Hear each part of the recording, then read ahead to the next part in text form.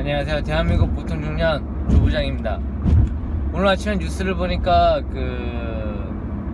사람이, 그러니까 우리 대한민국 보통 이제 일반 서민이 집을 사는데 처음 초기 집을 사는 나이가 한 44세쯤 된답니다.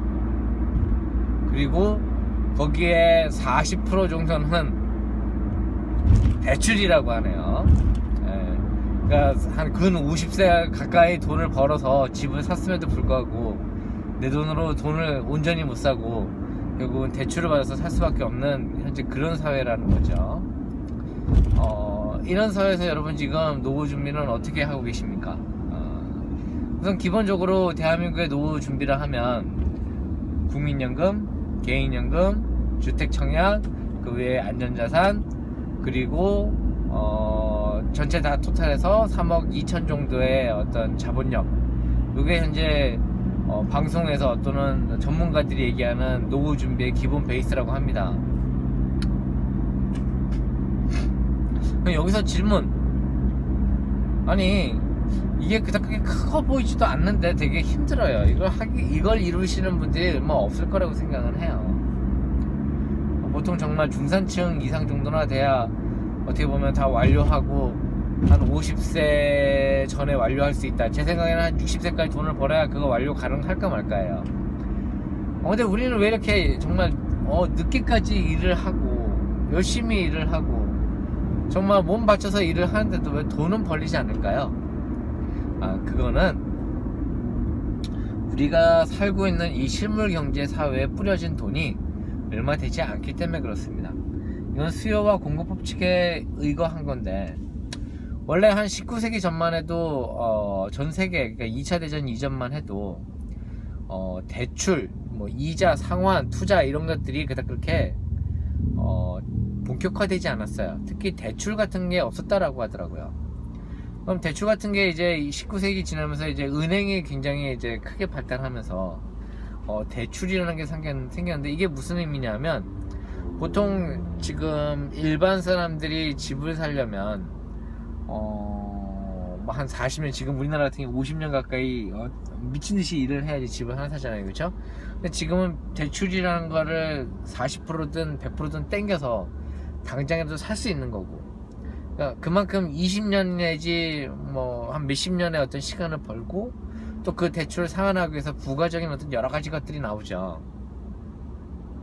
더 열심히 일을 한다든지 그걸 상환하기 위해서 뭔가 방법을 고안해낸다든지.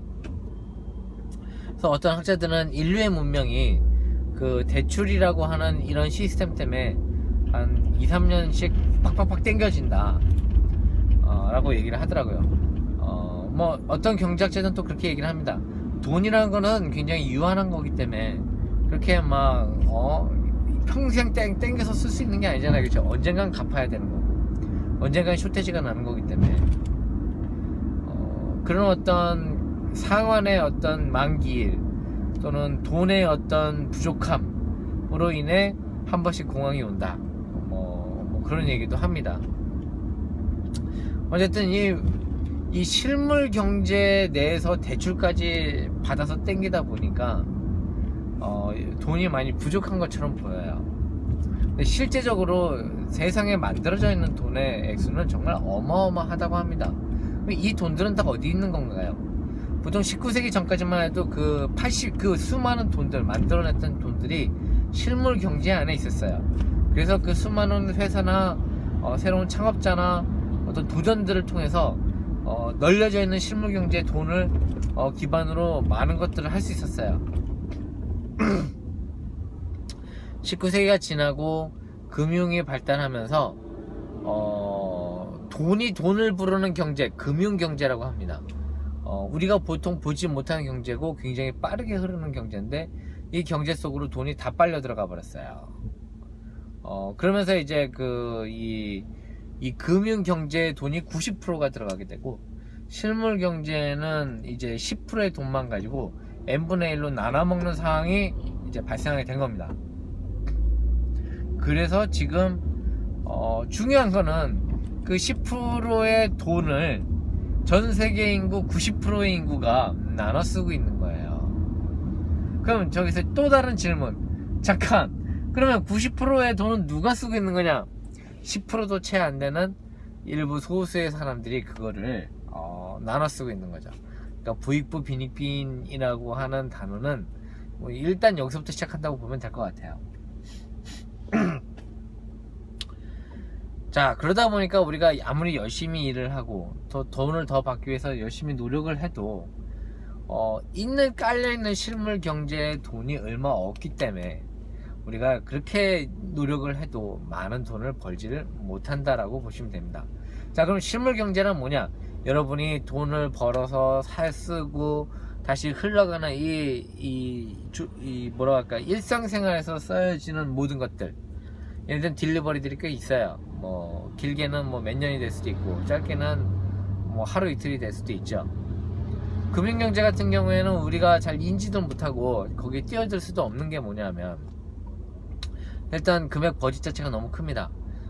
제가 한 20억 정도를 들고 있다고 생각하자고요. 이거 절대 작은 돈이 아니죠. 아, 그래, 100억이라고 생각해 봅시다. 이 100억이라는 돈을 그러니까 금융경제 내에 제가 던졌을 때 얼마만큼의 파장이 있을까요? 이렇게 생각하시면 딱 좋을 것 같아요. 바닷속에다 제가 돌 하나 던진 거하고 똑같은 효과입니다. 뭐라고 할까, 되게 미미해요. 일반 개인이 거기다가 아무리 돈을 던져 넣는다 하더라도 거긴 별로 여파가 없을 거라는 거죠. 그 두 번째, 굉장히 빠릅니다. 실물 경제에 대해서는 하루 이틀 내가 생각해보고 뭔가 결정할 수 있는 어떤 여력이 있는데, 금융 경제는 내가 생각하다가 그냥 막 바뀌어버려요. 와, 돈이 많이 모인다 그래서 막 투자하면 그건 벌써 그냥 끝난 거예요. 특히 5G나 뭐 이런 어떤 고속 인터넷을 따라서 가치 속도가 빨라지기 때문에 우리가 더더욱 그 금융 경제를 따라가지를 못합니다. 그래서 일반 사람들 실물 경제를 벗어나지를 못하는 거예요. 금융 경제라는 것 자체를 인지하기가 굉장히 어렵습니다. 뭐 그렇다고 볼 수 있죠. 자, 그러면 뭐 번외로 그럼 이런 금융 경제를 잘하는 사람들이 제일 누굽니까? 라고는 여러분 다 아시죠? 이스라엘 사람들, 유대인들. 그럼 뭐 유대인들은 뭐 때문에 뭐 이렇게 금융 경제에서 그런 두각을 나타납니까? 라고 얘기를 하면, 좀 슬픈 역사가 좀 바닥에 깔려 있다고 봐야 될 것 같아요. 우리나라는 기본적으로 농본 사회였죠. 옛날 고대 때. 옛날 중세도 마찬가지였습니다. 옛날 유럽 중세도 농본이었는데, 이스라엘 사람들은 좀 뭐랄까, 그 어떤 종교적인 신념과 어떤 민족적인 어떤 교육열 때문에 융화되지 못했어요. 유일신 체제고 융화되지 않고 그러다 보니까 유럽인들의 어떤 부의 재분배 방식이 중에 하나가 뭐 역병이 돈다든가 그러면 유대인 잡아서 쳐 죽이고 그 재산 몰수해서 나눠 갖는 거. 로마 시대 때는 유대인들 금을 많이 가지고 있다더라. 안 뺏기려고 삼키고 도망간다더라. 그래서 잡아서 죽여가지고 배를 가르는 역사도 있었고, 유럽 중세 봉건 시대에는 유대인들한테 땅을 주지를 않았어요. 그러니까 농본 사회에서 땅을 주지 않는다는 건 무슨 얘기죠? 그 굶어 죽으라는 얘기죠. 그러니까 어쩔 수 없이 유대인들이 도시로 흘러 들어간 거예요.